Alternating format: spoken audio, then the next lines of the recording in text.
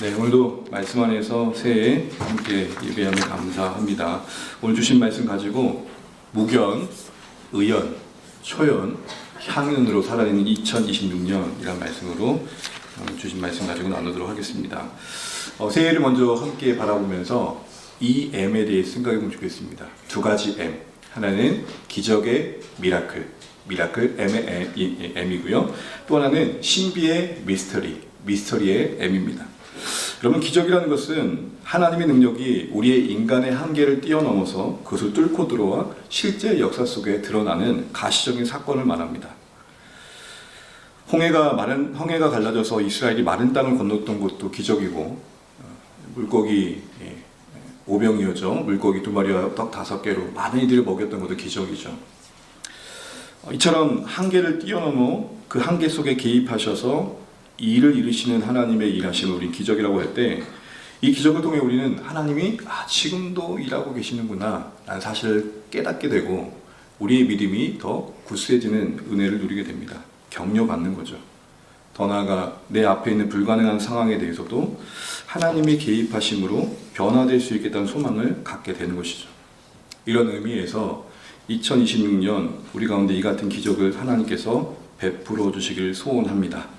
우리 가는 거듭 어둠들이 물러나고 아픔이 치유되고 그렇게 소원했던 것들이 눈앞에서 실제 실현되는 기적을 경험할 수 있는 은혜가 있으면 좋겠습니다. 단순히 하늘나라에서만 경험할 기적이 아니라 그래도 이 땅에 남는 동안 남들이 누렸던 것, 그것 좀 맛보고 살 수 있는 그런 기적들이 우리 가운데 있으면 좋겠습니다. 특히 자녀들이 주님께로 돌아오는 기적 있기를 소원합니다. 사랑하는 가족들이 주의 품에 안기는 기적 있기를 소원합니다. 여러분, 사랑하는 모든 이들의 하는 일들이 잘 풀려지는 기적이 있기를 소원합니다. 우리 안에 미움과 칭호가 거두어지고 주님의 성품을 그래도 조금 더 닮아가는 내가 변화되어는 기적 경험하시는 복된 해 되시기를 바랍니다. 보라, 옛것은 지났고 새것이 되었도다는 이 고린도후서 5장 17절에 그리스도 안에 있는 신자들 향한 선언이 그냥 허언이 아니라 내가 경험하고 고백하는 그런 귀한 고백 되시길 바랍니다. 이러한 기적을 기대하는 우리의 소원함을 하나님께서는 분명히 기뻐하십니다. 그런데 또 한 가지 알아야 할 M이 있습니다. 그것은 무엇이냐면 신비입니다. 기적이 우리의 한계를 뚫고 들어와 하나님이 살아계신 눈으로 보여주는 어떤 생생한 사건이라면, 반대로 신비는 하나님이 숨어 계신 겁니다. 우리의 이성과 경험으로는 채 예측될 수 없고 통제할 수도 없고 설명도 이해도 되지 않는 어떤 하나님의 어떤 영역들, 그걸 우리는 신비라고 표현합니다. 설명하려고 하고 뭔가 이해하려고 하지만 부분적일 뿐 전체의 맥락을 보기가 쉽지 않습니다. 그래서 기적은 우리에게 믿음을 주는데 신비는 우리에게 질문을 줍니다. 도대체 하나님 살아계신 거 맞습니까? 하나님 도대체 무슨 뜻이 있길래? 라는 생각들을 곰곰이 하게 합니다. 그래서 기적이 우리의 믿음을 격려한다면 신비는 우리의 믿음을 요구합니다. 그러나 우리의 고백은 무엇입니까? 하나님은 우리의 이런 제한된 이해보다 분명 크신 존재랍니다. 그러기에 우리는 그 이해를 뛰어넘어 그 하나님을 신뢰의 대상으로 바라볼 필요가 있는 것입니다. 그래서 신비가 있는 겁니다. 역설이지만. 기적으로만 우리가 하나님을 경험하면 하나님은 살아계신 분일 겁니다. 그런데 신비 속에서 하나님을 경험하면 하나님의 하나님 되심을 더 풍성히 경험한다는 겁니다. 알 수 없는, 설명되지 않는, 예측되어지지 않고 통되지 않는 그 신비의 영역을 하나님을 신뢰하는 마음으로 뚜벅뚜벅 한 걸음씩 발을 떼가는 과정 속에 그 걸음만큼 자라나 있는 우리의 믿음의 성숙을 볼 수 있기에 신비가 주는 유익이 분명 있다는 겁니다.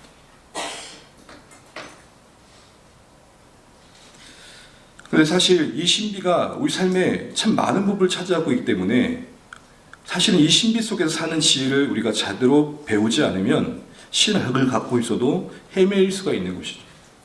앞서 말씀드린 것처럼 그 신비로 인해 겪는 우리의 경험은 한계입니다. 한계를 경험해요. 그 한계를 맞닥뜨렸을 때 우리는 한숨 짓게 되고 더 나아가 한탄하게 됩니다. 한계에 한숨 짓고 그 한숨에 한탄하는 거죠. 그 속에서 어떻게 살아내야 될지 그러기에 우리는 고민해야 되고, 신자로서 어떤 게 하나님을 경외하는 지혜에 합당한 삶의 자세인지를 익히며 배우며 우리의 것으로 삼아야 됩니다. 왜요? 여전히 현실은 기적만 있지 않거든요. 묵묵부당의 하나님이 더 많이 경험되지 않으십니까? 나도 잊고 있을 만큼 기도 제목은 오랫동안 했을 만큼 기도의 제목들이 오래된 것들이 너무 많잖아요. 여전히 하나님은 우리 삶에 숨겨져 계실 때가 많아 보입니다. 사실 오늘 본문에 읽은 전도서의 말씀도 이런 두 가지를 분명히 얘기해주고 있습니다. 분명 우리 삶의 신비로 인해 내일의 어떤 불확실성, 그리고 인간이 경험할 수 있는 한계를 인식시키고 있습니다. 그런데요, 본질은 너희들은 그렇게 한계가 있다, 알 수 없는 존재야, 거기에만 있지 않고 그런 상황 속에서 그럼 어떻게 살아야 될까가 전도서의 초점입니다. 인생은 허망하다, 헛되다, 입김을 후 불고 잡으려고 해도 잡을 수 없는 것처럼 붙잡을 수 없는 게 인생이다, 그걸 말하려고 하는 게 아니라 그럼 그런 상황 속에서 어떻게 살아야 되는데, 그래서 전도서가 우리에게 주어진 겁니다. 그런 관점에서 오늘 본문을 보게 되면 여러분 1절부터 8절까지 읽으면 반복되는 표현이 있습니다. 딱 봐도 눈에 보이시죠? 어떤 표현이 반복됩니까? 네가 알지 못하느니라. 한글로는 4번이지만 원어로 보면 6번 정도 됩니다. 알지 못한다라는 건 우리에게 어떤 하나님의 신비의 영역의 이야기를 하고 있는 것이죠. 이건 결국 우리의 한계를 인정하라는 겁니다. 하나님의 신비를 인식시키는 이유는 우리가 한계가 있으면 인정하자는 것이고, 여러분 아이러니하게도 이 한계에 대한 인정이 참된 지혜에 진입하는 시작이 됩니다. 특별히 2절 보십시오. 뭘 알 수 없다 그럽니까? 무슨 재앙이 땅에 임할지 알 수 없다. 한마디로 무슨 말이에요? 앞으로 어떤 악재가 일어날지 미래를 알 수 없다는 거고, 다른 말로 말하면 인간은 통제의 한계가 있다는 거죠. 5절을 보시게 되면 바람이 지나가는 그 길이 어떠한지, 그리고 아이벤자의 태가 뼈가 어떻게 자랐는지, 그 모든 걸 알 수 없다고 말합니다. 그 상황 속에서 일해 가시는 하나님의 일하심의 영역을 인간은 이해하거나 설명하기 부족하다는 겁니다. 이해의 한계가 있는 거죠. 6절을 보시게 되면 이것이 잘 되는지 저것이 잘 되는지 둘이 잘 되는지 알 수 없다고 말합니다. 무슨 말이죠? 결과를 예측할 수 없다는 거예요. 예측의 한계가 있다는 겁니다. 어떤 게 잘 될지 어떤 게 손해가 될지 우리가 미리부터 알고 있으면 얼마나 현명한 판단을 하겠습니까? 예측의 한계 속에 살아가다 보면 때로는 남일용만 여겼던 이들이 어느새 내게 다가올 때가 있습니다.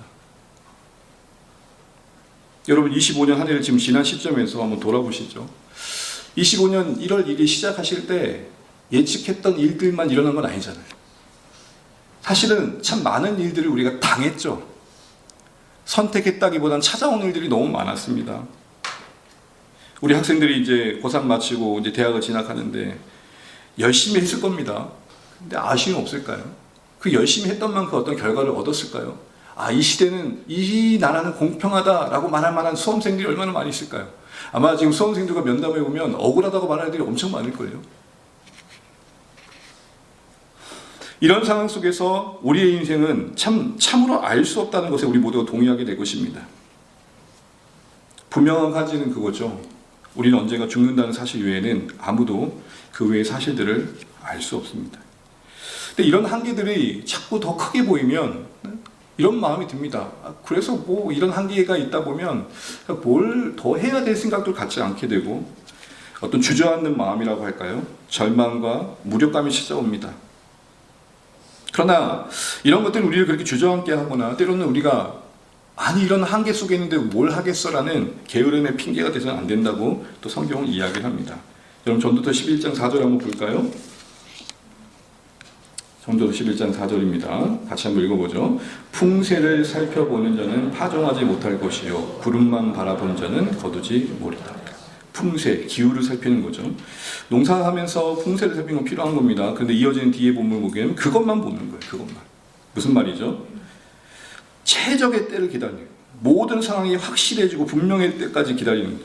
어떤 리스크도 없는 상황을 기다리는 거예요. 그런데 우리가 살아오면서 알겠지만 어떤 일을 선택할 때 거기에는 항상 위험 요소가 따릅니까? 안 따릅니까? 그럼 우리가 보통 KTX 타고 울산에서 서울까지 안전하게 가시죠? 안전하게 오신다니까 믿고 갑니다. 그런데 거기서 철도에서 이탈하지 않을 확률이 0%입니까? 전혀 그렇지 않습니다. 내게 안 일어난 거지, 마치. 항상 그런 리스크는 따라다닙니다. 그런데 그렇지 않은 상황을 기다리면서 복지부동하는 거 성경은 합당하지 않다고 말을 하는 겁니다. 어쩌면 저는 이런 표현을 좀 쓰고 싶은데 최적이 최고의 적입니다. 항상 최고의 상황을 기다리는 게 최고의 적이 됩니다. 왜죠? 그 시간만큼 오늘을 버리게 되니까요. 그래서 여러분 오늘 성경을 읽으시면 곳곳에 성경은 무언가를 능동적으로 요구합니다. 1절 보시면 던져라. 6절 보시게 되면 뿌려라. 7절 보면 즐거워하라. 어떤 한계 속에서 주저앉고 절망하고 자신의 어떤 게으름을 핑계 삼아서 아무것도 하지 않는 복지부동 상태에 머물지 말고 한계가 있지만 그건 어쩔 수 없는 통제 밖의 영역이지만 그 한계 속에 주어진 시간을 살아내라. 그 얘기를 하고 있는 겁니다. 이런 측면에서 전도사가 우리에게 주어졌을 때 저는 4가지의 묵상이 되었습니다. 그리고 이 4가지가 저와 오늘 사랑하는 성도님들이 그리고 우리 공동체가 2020년 꼭 올 한 해 동안 기억했으면 하는 키워드였으면 좋겠습니다.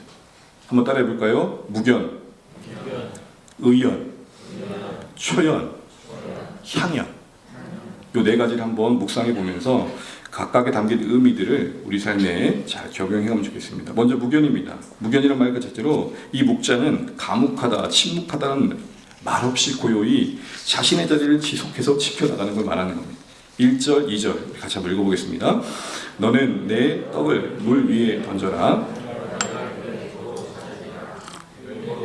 8에게 나눠줄지어다. 무슨 재앙이 땅에 임할는지 네가 알지 못함이니라.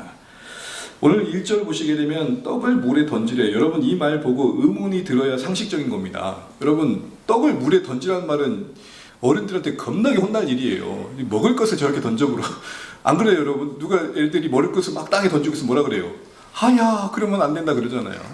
의문이 되는 말이에요. 왜 떡을 물에 던지라 그러죠? 또 한다는 말은 여러 날 이렇게 돌아온대요. 한번 해보세요 여러분. 저기 어디 강이에요? 여기 무슨 강이죠? 갑자기 태화강 가가지고 찹쌀떡 던져놓고 하루 종일 기다려보세요. 떡을 던져라는 말은 무모해 보여요. 이게 뭘 말할까요? 결론부터 말씀드리면 앞뒤 따지지 않고 계산하지 않는 선행을 강조합니다. 강조입니다. 강조. 왜 그렇게 볼 수 있냐면 떡을 물에 던지라는 의미가 뭔지 2절에 설명됩니다. 2절 다시 보시면 같이 한번 읽어볼게요. 다시요. 7에게나 8에게 뭐 할지어다? 나눠야. 그러니까 떡을 물에 던진다는 것은 비유적인 표현이고 그 내용은 뭐예요? 나눠주는 거예요. 나눠주는데 마치 떡을 물에 던진 것 같아요. 무슨 말이에요? 한없이 퍼준다는 거예요.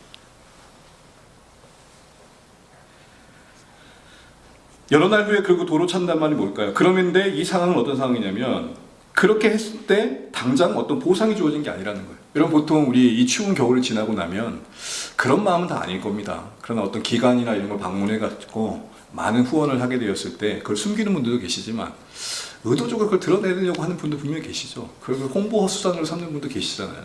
그 당장의 보상이 되는 거잖아요. 어떤 선행을 베풀었는데 누군가 그거를 알게 되어서 알려줘서 내가 드러났을 때 그건 보상 아닙니까? 여러 날 후라는 것은 어떻게 보면 보장되어지지 않은 날들을 말합니다. 그 보장의 불확실성 또한 즉각적인 보상의 부재를 말합니다. 언제 어떻게 그 결과가 돌아올지 모르는 상황이에요. 그러니까 결국 뭘 말하는 거예요?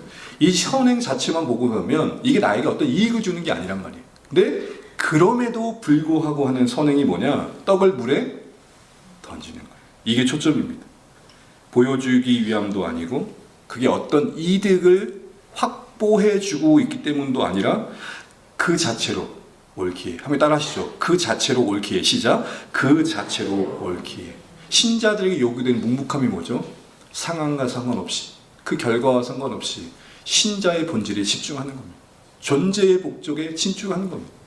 내가 누군가를 섬겨서 그게 누군가에게 감동이 되고 열매를 되는 건 나중 문제고 나는 섬기는 자로 부름받았으니 섬기는 겁니다.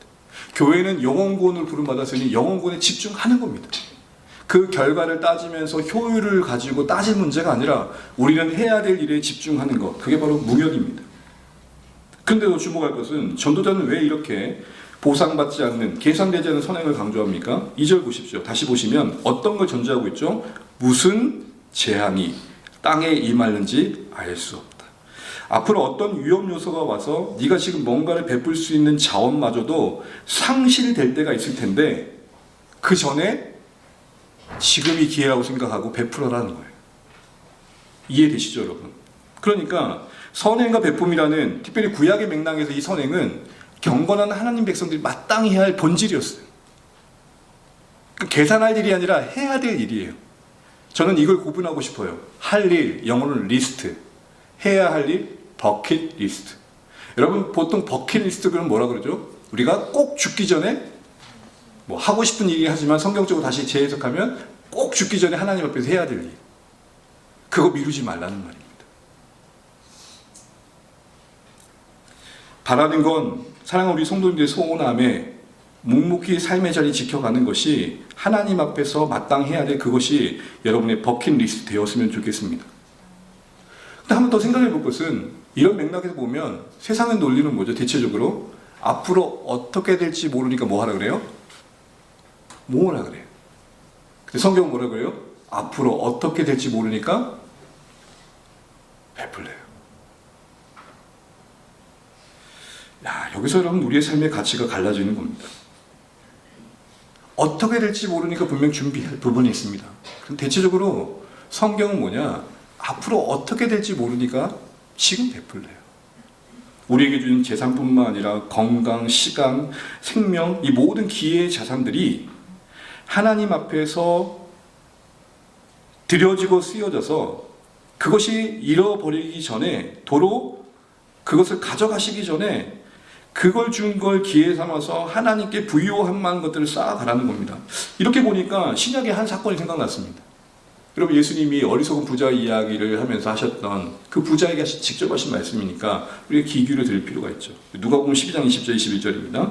같이 한번 읽어볼게요. 시작. 하나님 이르시되 어리석은 자야 오늘 밤에 네 영혼을 도로 찾으리니 그러면 내 준비한 것이 누구의 것이 되겠느냐 하셨으니 자기를 위하여 재물을 쌓아두고 하나님께 대하여 부요하지 못한 자가 이와 같으니라. 많은 이야기를 할 수 있겠지만 두 가지를 보십시오. 부자는 지금 자신이 쌓아고 있는 재물 안에 안식하고 있습니다. 영원히 자신의 것이라 생각해요. 그럼 그에게 하시는 하나님 말씀이 뭐예요? 내가 도로 찾겠다. 그럼 그거 누구 것 되겠니라고 물으시는 겁니다. 그러면서 뭐라고 이야기하시죠? 도로 찾는 이유가 뭐죠? 네에게 재물을 주었을 땐 그 재물 안에 뒹굴라는 말이 아니라 그 재물로 베풀어서 그 결과로 하나님 앞에 가치 있는 만 것을 쌓아가라. 너의 부유함에 취하지 말고 하나님께 부유할 만한 것들을 만들어 가려고 준 기회인데 너 그거 그렇게 하지 않았잖아. 이렇게 말씀하는 겁니다. 사랑하는 주 안에 가진 여러분, 이런 맥락에서 보면 오늘 계산하지 않는 선행, 곧 베품, 그 마땅한 본질의 명령에 순종을 요구하고 있는 이 본문 속에서 우리는 뭘 배우게 됩니까? 동일하게 오늘 우리도 이 땅에 존재하게 된 목적, 우리를 신자로 부르신 어떤 하나님의 부르심의 소망, 소명, 여기에 우선적인 집중을 해야 되고 우리에게 주어진 모든 기회와 자산들이 그 일에 들여져서 결국 내가 하고 싶은 일만 하다 끝내는 인생이 아니라, 그리고 그 가정 속에 하나님 앞에 부요할 수 있는 모든 기회들을 밀어넣는 그런 삶이 아니라 언제 내가 주께로 돌아갈지 모르니, 언제 내 손에 들리는 거 하나님께서 거둬가실지 모르니 지금 이 시점에서 내가 하나님께 부요할 수 있는 마땅히 할 본질에 집중하는 것, 이게 우리에게 오늘 요구된 삶의 방식이라는 것이고 그걸 저는 무견으로 표현하고 싶은 겁니다. 그리고 이것이 앞으로 어찌 될지 모르는 인생 속에서의 진짜 지혜입니다. 내일 우리가 어떻게 될지 모르는 상황 속에서, 앞으로 어떻게 될지 모르는 상황 속에서 오늘의 지혜는 뭐라고요? 지금이 하나님께 부요할 만한 것들을 만드는 삶의 기회로 여기고 살아가는 겁니다. 왜 그래야 될까요? 사는 날 동안 대체로 우리의 많은 관심은 얼마나 우리가 잘 사는가 있어요. 그게 잘못된 건 아니라고 생각합니다. 그런데 하나님 앞에서 질문 딱 한 가지입니다. 너 잘 살았니 못 살았니가 아니라 너 어떻게 살았니? 내가 너에게 준 생명과 삶의 모든 자산들이 그게 하나님께 부유한 쪽으로 갔는지 아닌지를 물어보신다는 것이죠. 그러게 사랑하는 이거든 여러분, 이런 관점에서 올 한 해 여러분의 신앙이 무견의 한 해가 되시기를 간절히 축복합니다. 내가 하고 해야 될 친자로서의 마땅한 바에 오롯이 마음을 쏟으시고 여러분의 모든 기회의 자산들, 건강과 재물, 그 모든 것들이 하나님께 부요하기 위한 선택들로 우선되시길 바랍니다. 왜요? 그걸 언제 걷어가실지 모르니까. 그렇게 했을 때 여러 날 후에 도로 찾는다는 막연한 약속만 남아있고 그게 어떻게 내게 보상될지는 보장된 건 없다 할지라도 내가 사랑하는 인생, 사랑해야 되는 인생으로 부름받았으니 사랑하시길 바랍니다. 섬기는 인생으로 부름받았으니 섬기시길 바랍니다. 그렇게 살았던 삶의 이야기가 하나님 앞에 올려졌을 때 잘했다, 착하고 충성된 종아, 그런 말씀 듣는 우리 생이 되면 좋겠습니다. 특별히 주안의 교회도 올 한 해 묵연하면 좋겠습니다. 교회가 이 땅에 존재한 목적을 주안의 교회가 바로 알고 헛걸음하지 않고 곁길로 가지 않고 묵묵히 우리가 가야 할 교회의 존재 목적의 여정을 걸어가면 좋겠고, 이 일에 지치거나 어려움이 없기를 소원해 봅니다. 효율도 생각해야 되지만 교회 사역이라는 것은 마땅히 해야 되기 때문에 하는 일들이 더 많습니다. 때론 그래서 성과가 없어도 인정이 없어도 이게 하나님 앞에서 기쁨이 되기에 하는 게 교회 일입니다. 올 한 해 우리는 계속해서 영혼 구원과 제자들 사역에 집중하길 소원합니다. 올해도 우리는 VIP를 작정할 거고 섬길 것이고 목장별로 초대할 것이고, 특별히 올해 와락은 전반기가 아니라 후반기 10월 9일에 한글날에 예정하고 있습니다. 몇 명이 초대될지 함께 될지는 모릅니다. 그러나 물에 떡을 던지는 심정으로 우리가 해야 될 일이기에 몇 명이 돌아오든 섬기고 기도하고 품어주고 계속 초청하는 것입니다. 어쩌면 그 잔치를 벌려놓고 왔을 때 단 한 명이 초대되었다 할지라도 그 잔치는 그 한 명의 영혼의 가치 때문에 귀한 것입니다. 여기에 대고 우리 모두가 그렇게 말을 하지 않겠지만 그렇게 결과가 그 모양 그 꼴인데 왜 또 하냐고 묻는다면, 여러분 그거는 제대로 된 질문이 아닙니다. 달리 질문해야 돼요. 어떻게 하면 더 이 본질을 이룰 수 있을까를 질문해야 돼요. 우리는 하냐 안 하냐로 고민하는 게 아니라 해야 되는 일을 어떻게 하면 좋겠냐가 질문이 돼야 됩니다. 왜냐하면 와락은 그냥 행사가 아니기 때문입니다. 와락만을 두고 얘기하는 게 아닙니다. 우리는 올 한 해 계속 지역교회를 섬길 것이고, 또 올해는 해외 선교를 경연으로 가기로 정하고 올해는 국내 선교, 특별히 낙도 선교를 알아보려고 합니다. 또한 유니스 가까운 학교에 3월 한 달 동안 기숙사 촬영 운행을 해보려고 합니다. 한 명도 안 탈 수도 있습니다. 첫 주는 제가 나비 넥타이 입고 가면 서 있으려고 합니다. 교회를 찾으시나요? 주안의 교회입니다. 이렇게 한번 해보려고 합니다. 예, 유니스트 옆지우 형제가 협조해 주길 바랍니다. 가장 효과 있는 건 그거더라고요. 여러분 보통 개업을 하면 앞에 풍선 인형을 두죠. 춤추는 인형 막 이렇게 하는 거. 그런 걸 대여해볼까 해서 생각도 해보고 있습니다. 어쨌든 2월 23일에 기숙사 입사한 신입생 대상으로 선물을 두고 3월 첫 주부터 한 달 동안만 누가 타든 한번 기숙사 운행을 해보려고 합니다. 왜 이렇게 해야 될까요? 한 명의 영혼이라도 우리가 만나고 섬기기 위한 노력들을 해보는 것이죠. 왜요? 그게 교회가 해야 될 일이니까요. 그게 무견입니다. 그렇게 해가지고 한 명도 안 왔을 땐 쓸모없는 일입니까? 아니요. 거듭 말씀드리지만 하나님은 교회가 어디에 마음을 쓰고 있냐를 분명히 보신다고 저는 믿습니다. 우리가 어떤 모양이든지 영혼을 위해 쓰고 있을 때 하나님은 우리가 하지 않는 방법으로 영혼들을 보내주실 것입니다. 왜요? 저 같아도 제가 자녀를 보낼 때 사람을 사랑하는 공동체에 보내겠습니까? 아니면 관심 없는 데 보내시겠습니까? 이 당연한 질문 앞에 우리는 고민 없이 답을 합니다. 마찬가지로 공동체가 사람을 사랑하는 곳이 되어야 하나님이 그곳에 영혼을 보내시지 않겠습니까? 그런 마음으로 올 한 해 묵연하는 한 해 되시기를 간절히 축복합니다. 두 번째는 의연입니다. 의연은 그 말 그대로 의지가 굳센 것이고 어려움을 회피하지 않고 직면하기를 선택하며 그 어려움 속에서 역설적으로 단단해지는 겁니다. 여러분, 저는 고난이 만드는 3단이 있다 생각합니다. 태권도 3단 무섭죠. 고난이 만드는 3단은 더 무서워요. 고난은 우리를 단순하게 합니다. 고난은 우리를 단단하게 합니다. 결과 고난은 우리를 단아하게 합니다. 거추장스러운 거 다 걷어내고 심플한데 깊이가 있고 묵직하고 번잡할 수 없는 아우라가 나옵니다. 고난을 잘 지난 신자들은 그렇게 매력적입니다. 그게 바로 의연함입니다. 3절 4절 한번 읽어보겠습니다. 구름에 비가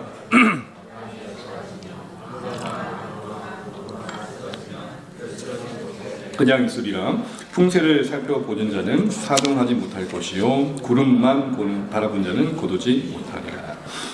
말씀을 좀 설명해 보면 3절은 통제할 수 없는 자연의 힘을 표현하고 있습니다. 구름에 비가 쏟아지는데 곱게 내린다고 하잖아요. 땅에 뭐 한대요? 비가 땅에 쏟아진다는 것은 보슬비예요, 폭우예요?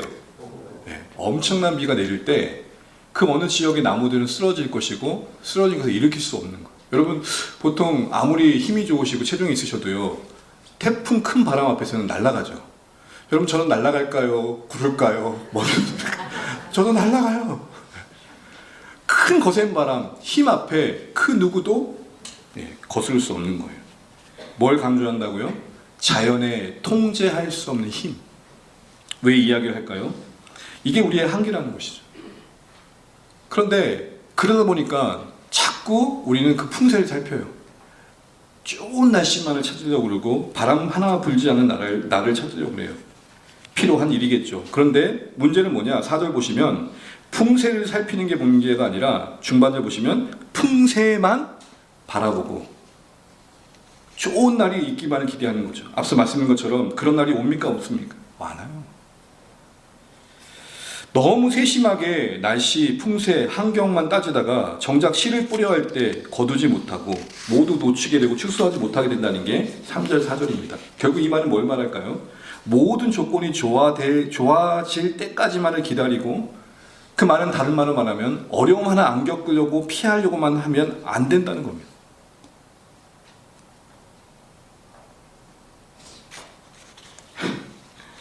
제가 아는 애가 군대를 좀 편하게 가려고 겁나 애썼어요. 이 모양 저 모양 애를 썼어요. 여러분 저희가 지금은 어떤지 모르겠지만 제가 병무청에서 등급을 나눌 때 마지막 평가가 정신과였거든요. 대부분 다 괜찮은 애들이 가다가 어디서 발작을 일으키냐면 정신과에서 발작을 일으켜요. 왜냐하면 이거에서 점수를 깎지 못하면 현역을 가야 되니까. 그래서 질문이 이랬어요. 정확해요. 군의관이 앉아서 딱 우리를 둘러보더니 여기서 정신이 이상하다는 생각 손 들어보세요. 그럼 여러분 손 들 것 같아요? 안 들 것 같아요? 된다니까요. 그것만이 군 면제 받을 수 있는 길이니까. 그렇게 여러 일을 하다가 중간 생략하고 어디 갔느냐? 특공대 갔습니다. 여러분 피하려다가 대박 쓰는 거예요. 무슨 말씀 드리는 겁니까? 아무리 어려움을 피하려고 해도 사실은 예측할 수 없는 일이 다가와요. 그러니 차라리 뭐든 와라. 내가 간다. 그럼 우리의 기도의 제목은 바뀌어야 돼요. 어려움이 없기를 기도하십시오. 그러나 더 현실적인 이 신비의 영역 아래 한계 속에 있는 우리의 기도는 뭐냐? 주님, 어떤 어려움이 와도 이겨낼 믿음 주십시오. 그게 의연함입니다. 누구에게나 모든 상황이 좋아질 때까지 움직이지 않는 경향이 있어요. 저도 마찬가지입니다. 저도 지극히 안정형이기 때문에, 신중형이기 때문에 모험을 즐기지 않아요. 그러나 너무 완벽한 조건만을 추구하다 보면 이건 결국 불신일 수 있어요. 왜죠? 결국 우리는 완전한 환경을 의지한다는 거거든요. 하나님을 더 이상 의지하지 않아도 된다는 말을 직접적으로 하고 있지는 않지만 자꾸 그렇게 좋은 환경만을 구하는 것 자체는 모든 상황을 주관하신 하나님께 대한 불신일 수 있단 말입니다. 고난과 상실 속에서 우리 인생의 깊이와 넓이를 또 빚어가시는 하나님의 인격적인 역사에 대한 이해의 부족일 수도 있고요. 그런 의미에서 여러분 한번 조심스럽게 우리 스스로에게 물어보시면 좋겠습니다. 혹여나 하나님의 완벽한 뜻을 기다린다라는 명분, 그 고상함 뒤에 우리 안에 혹시 실패에 대한 두려움이라든지 그렇게까지 행동하고 싶지 않은 귀찮은 마음과 게으름이라든지 내 인생을 허락하신 하나님 앞에서의 청지기 마음의 부재라든지 모든 상황을 통제하고 싶은 욕망이 자리 잡고 있는 것은 아닌가 생각해 볼 필요가 있는 거예요. 말은 고상하게 우리가 하나님을 기다린다고 하는데 혹시 그 이면에는 또 다른 생각이 또아리 쳐 있지 않은지 생각해 보는 것이죠. 바라기 원하는 것은 우리 모두 의연한 한 해 되시기를 바랍니다. 오히려 그 불확실성을 끌어안고 그 안에서 믿음의 시도를 해가고 그게 오히려 하나님을 더 크게 경험하는 기회가 되고 나를 되려 자라게 하는 기회가 될 수 있다는 믿음의 시선을 갖는 게 이 통제할 수 없는 인생에서의 지혜입니다. 어디까지 우리가 통제할 수 있겠어요? 어디까지 스며드는 물을 막을 수 있겠어요?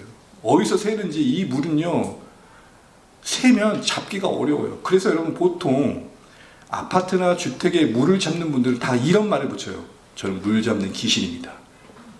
귀신처럼 잡는다. 그런 정도 수준 아니면 못 잡아요. 왜요?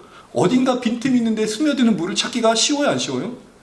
무슨 말일까요? 아무리 내가 100% 대처했다 할지라도 어디서 어떤 일이 있을지는 아무도 모르는 거죠. 그러기에 우리에게 뭐가 필요합니까? 의견이 필요해요. 이걸 하기 위해서 우리에게 필요한 이해 한 가지가 있습니다. 다른 것이 아니라, 죄송하지만 함께 따라해 주시죠. 고난이 하는 일이 있다. 시작. 고난이 하는 일이 있다. 에휴, 목사님, 그런 말은 멋지죠. 저도 동의해요.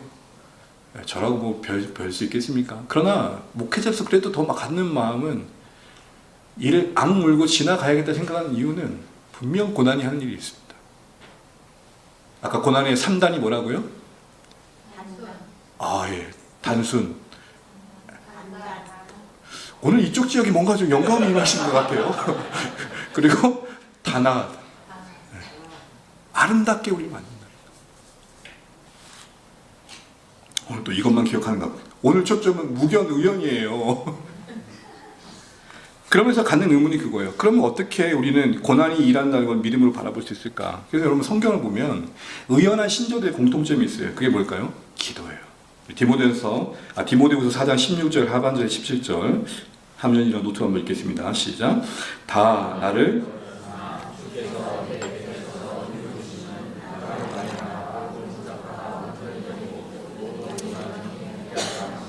너무 바울의 얘기만 한 것 같지만 성경의 신약의 대부분의 많은 이야기가 바울의 얘기가 아닙니까? 바울이 쉽지 않았어요. 그의 어떤 탁월한 사역은 그럴 만한 실력만 있었던 건 분명 아닙니다. 여러분 고린도후서를 보게 되면 참 짠해요. 바울이. 그런 고생을 하고 있고 그런 마음의 무너짐이 있구나를 보게 되기 때문입니다. 토로하죠. 너무 죽을 만큼 힘든 것들을. 근데 바울은 이런 고백도 합니다. 주께서 내 곁에 서서 힘을 주셨다. 이 말이 무슨 말이죠? 결국 그 버텼던, 의연하게 견뎠던 시간들 속에 그 근원에 뭐가 있는 겁니까? 주님께서 그의 삶을 붙드심이 있었다. 여러분, 우리가 이 주님과의 신뢰의 관계를 언제 더 깊이 경험합니까? 이 기도의 시간이 쌓이셔야 돼요. 기도는 응답의 방편을 넘어서 하나님과 대화하면서 친밀해지고 친해지고 하나님을 알게 되고 신뢰하게 되면서 진한 하나님과의 관계가 조성되어지고 그 진한 관계에 근거해서 생애를 살 수 있는 그런 삶이 마련되는 겁니다. 올 한 해 여러분, 이 의연한 삶을 살기 위해 기도의 자리를 더 굳건하게 하시기를 축복합니다. 올 한 해 26년 수요 기도회를 조금 다르게 하려고 합니다. 산책은 지속할 텐데 매월 셋째 주 수요 선교 기도회로 함께 모여서 다 같이 선교주에 기도할 뿐만 아니라 우리 같이 기도하는 시간을 좀 가져보려고 합니다. 이 하루에 한 달에 한 번이 큰 의미는 없겠다 볼 수 있겠지만 이게 마중물되어서 우리의 기도의 자리를 회복시켜가면 좋겠습니다. 아마 이때 목장별로 같이 순서를 맡아서 섬기기도 하실 겁니다. 특별히 여러분, 하루 시작 기도회로 바꾼 지가 2년 차입니다. 저는 우리 교회 새벽 기도회라는 말을 한 번도 쓰지 않습니다. 새벽에 대한 막연한 부담감을 버리기 하기 위함입니다. 그 귀한 시간이 우리의 생애에 유익하시면 좋겠습니다. 물론 직장과 삶의 여건에 따라서 다 다를 것입니다. 여러분의 삶의 하루 시작 기대가 회복되면 좋겠습니다. 더 나아가 그래도 노력을 하셔서 일주일에 한 번 정도는 이 자리에 한 번에 나오면 어떨까요? 보고 싶습니다.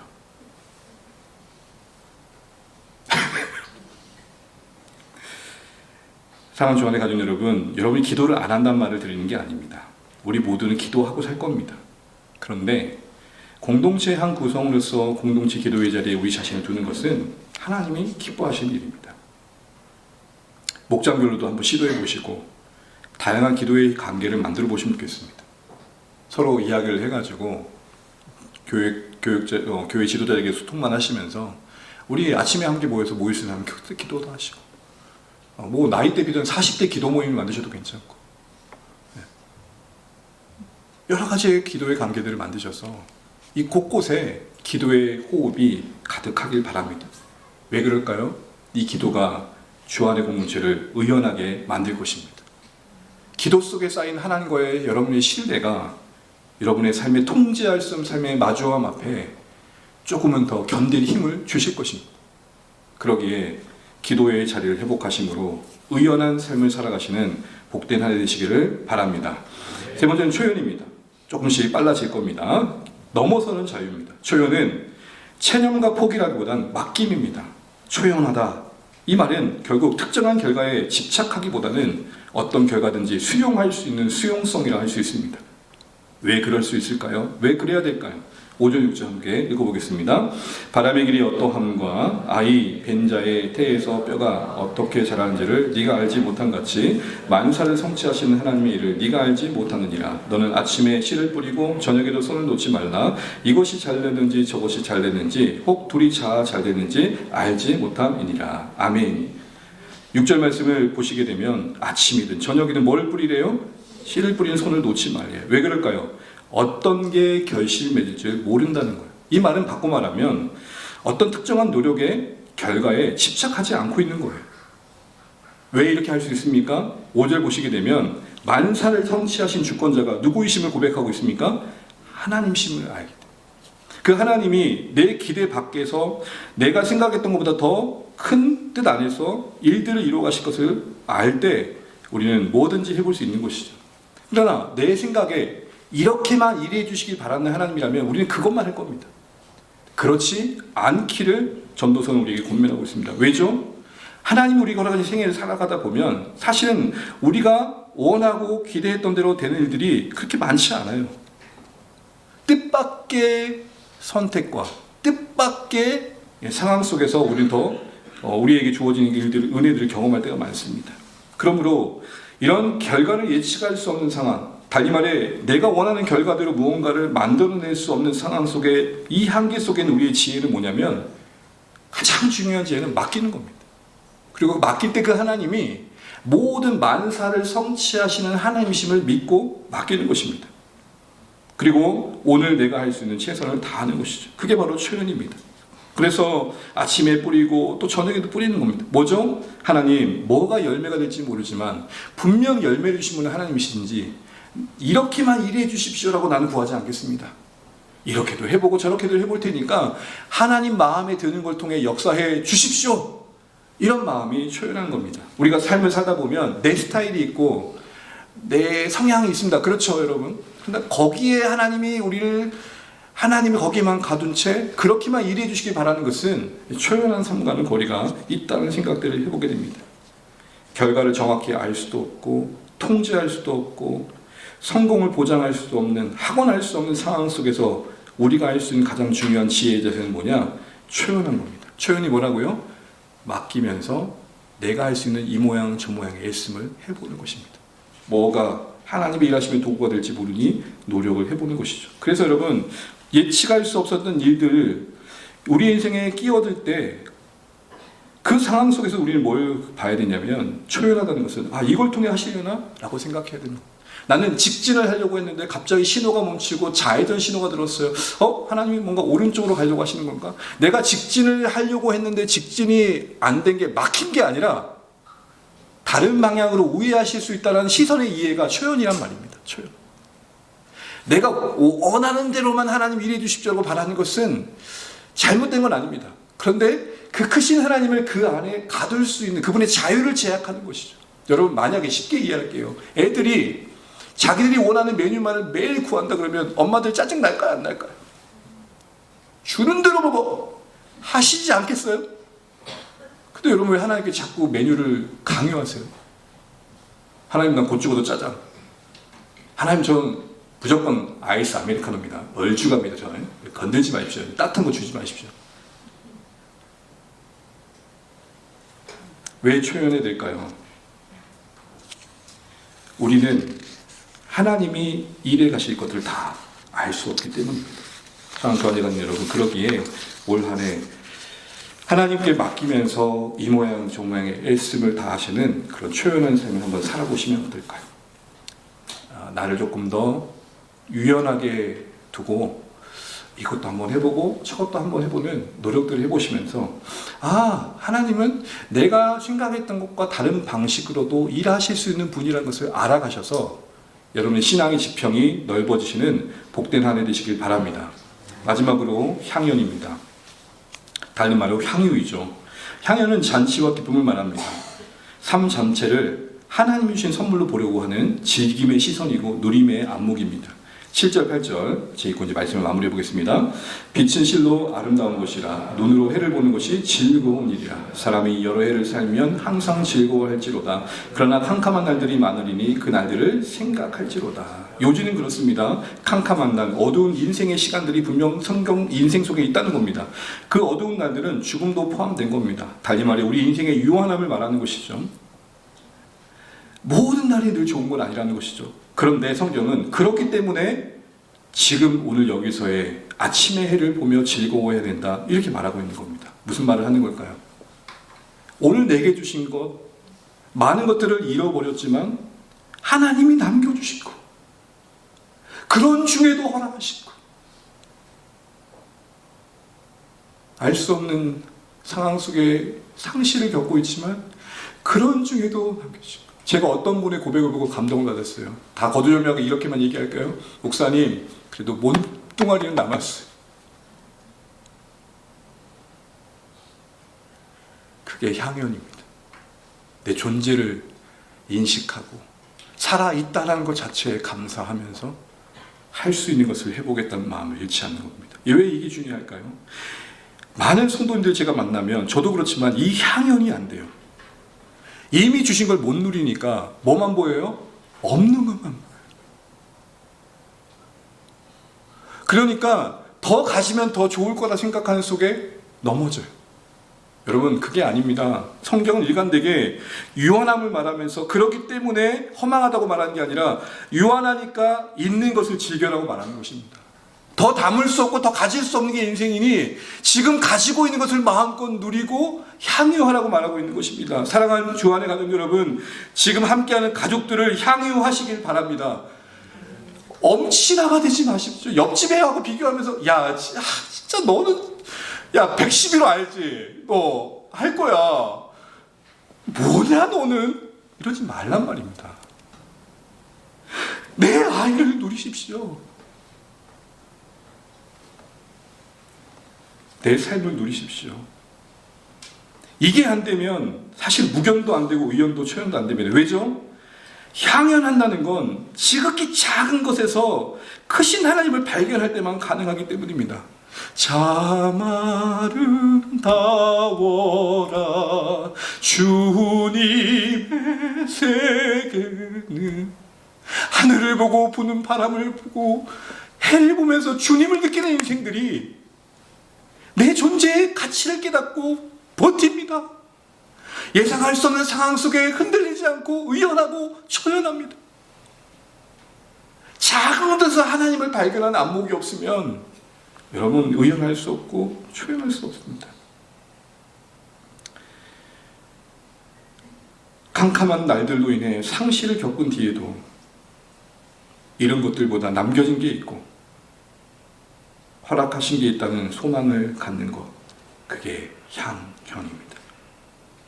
참새 한 마리도 그냥 떨어지지 않음을 믿는 것입니다. 우연 속에 남들은 다 어쩌다 보니 그런 거라고 말하는 속에서 그래도 하나님 날 사랑하시는구나.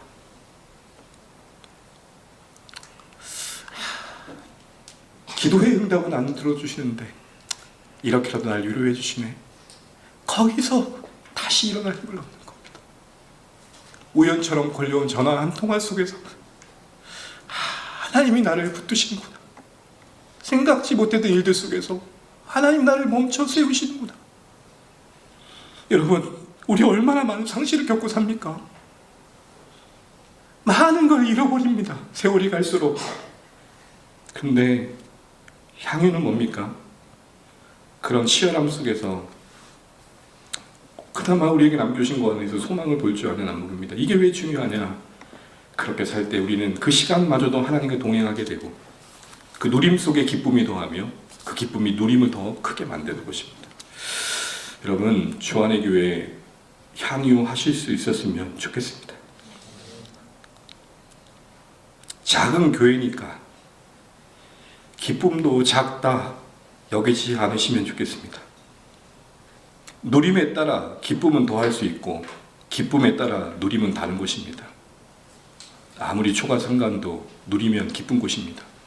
아무리 궁궐이라도 누리지 않으면 기쁠 수 없습니다. 함께하게 하시는 여러분 서로가 각자의 사연을 안고 이곳에 모였습니다. 그 누구도 자신의 선택 이면에 하나님이 자신을 이곳에 보내신 걸 부정하지 않으실 겁니다. 서로가 그렇습니다. 그런 상황 속에 얼마일지 모르나 함께 하신 이 시간들을 향유하실 수 있기를 간절히 축복합니다. 언제 우리 앉았던 자리가 빈자리가 될지 모릅니다. 올 한 해도 부족하지만 많은 향연의 자리를 마련해 보려고 합니다. 주일은 계속해서 사도행전 말씀을 나눌 것이고 수요기도에는 한 걸음 한 걸음 말씀을 곱씹는 시간, 산책의 시간 이어갈 것입니다. 고난주간에는 시편 51편을 나눌 예정입니다. 참된 회개에 대한 고민을 해보면 좋겠습니다. 5월 감개의 달은 늘 그렇듯 주제를 가지고 나눌 텐데 이번에 새벽에 시간들은 마음을 돌보는 것과 관련된 이야기를 나누고 주일에는 언어와 관련된 이야기를 하려고 합니다. 이 두 가지가 돼야 말이 곱게 나오거든요. 하루 시작 기도회는 3, 4월까지는 애통동 본문을 마무리하고 예상컨대 4월부터는 다시 시편을 가려고 합니다. 단순히 시편의 본문만 나누는 게 아니라 시편이 현대의 우리의 이야기 속에 어떻게 적용됐는지를 더 나누고자 합니다. 삶 공부는 전반기 때 확신의 삶을 할 것이고 후반기 때 분별의 삶 한 책을 정해 나눌 것입니다. 여름 신앙 특강 때는 한눈에 보는 성경 구약 부분 또는 기독교 세계관을 전망하고 있고 온 가족 말씀 앞에서는 기도하면서 외부 강사를 모시려고 합니다. 또한 5월에는 두세 차례의 교제 모임을 한 번 더 해보고 기독교 역사 유적지를 함께 날을 정해 가보려고 합니다. 다양한 말씀과 교제의 향연을 마련했습니다. 큰 교회만큼 화려하진 않지만 누리고자 하면 기쁨이 있고 감사가 있을 줄 믿습니다. 향연하시는 복된 한 해 되시기를 바랍니다. 말씀을 읽겠습니다. 사랑하는 주안의 가족 여러분, 지난 한 해 진짜 고생 많으셨습니다. 지난 한 해 그러나 돌아보면서 뭐 하나 이룬 거 없다라는 그 쉬운 평가를 함부로 하지 않으시면 좋겠습니다. 거듭 말씀드리지만 하나님은 작년, 올해 시간을 이어가고 계십니다. 우리 삶에 언제까지 고장되어 있는 시간을 우리가 알 수 없지만 그 시간들을 이어가고 계십니다. 무슨 말일까요? 우리 과정 중에 있습니다. 그렇게 쉽게 단정지지 않고 자라가고 있는 여러분 자신들을 격려하시면 좋겠습니다. 신앙은 당장의 열매가 없어도 나를 붙들고 계신 하나님 약속 믿고 오늘을 살아내는 것입니다. 인내하며 씨를 뿌리는 것이고 기쁨으로 담을 것들을 바라보는 것입니다. 2026년 새로운 기회의 시간을 맞이해서 주님 말씀을 다시 한번 상기해 봅니다. 주인이여 금년에도 그대로 두소서. 제가 다시 한번 마음을 다해 두릅하고 걸음을 주겠습니다. 그냥 허락된 하나가 아니라 그대로 두십시오라는 요청 속에 주어진 한 해입니다. 걸음 주고 땅 파는 수고를 통해 성취를 바꿔야 될 것입니다. 이 시간 속에 우리는 기적도 있을 것이고 또 많은 부분 이해할 수 없는 신비의 시간을 지날 것입니다. 그 통제할 수 없는 시간 속에 여러분 작은 등불 하나에 감사하시면 좋겠습니다. 하나님은 서치라이트가 아니라 내 앞을 비추십니다. 왜요? 한 걸음만 걸으라는 것입니다. 그 걸음 듣고 나면 그 다음 단계가 보인다는 것입니다. 이런 하나님의 인도하심 우리가 바로 알고 한 걸음 한 걸음 무견하며 의연하고 초연하고 향연하여서 2026년 한 해를 돌아볼 땐 감사하다 말할 수 있기를 간절히 축복합니다.